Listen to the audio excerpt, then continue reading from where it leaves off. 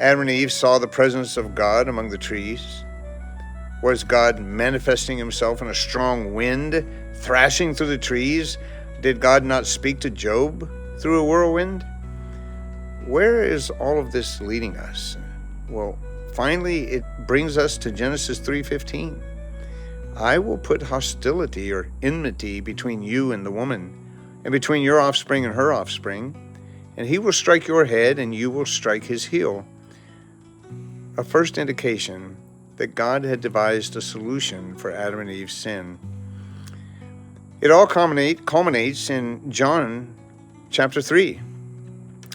Verse 16, for God so loved the world. In this way, he gave his one and only Son, so that everyone who believes in him will not perish but have eternal life. For God did not send his Son into the world to condemn the world, but to save the world through him. This offer of salvation through the sacrifice of the Son is for anyone who believes. I have had 3 sons and 1 daughter, and there is no cause in this world that I would give up my son for. I don't want my son to die for Ukraine. I just don't. I don't want my children fighting and dying in meaningless, never-ending wars. I wouldn't want my innocent son to serve a jail sentence for someone guilty of some atrocious crime. I wouldn't sacrifice my son, my daughter, or any of my children for anyone at any time for any reason. I love my children, and I have felt the pain of losing a son, not to some vain cause, but to a cancerous disease. I know that pain.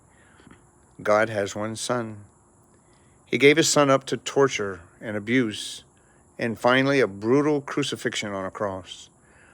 The most horrendous way the Romans could think of to kill a man.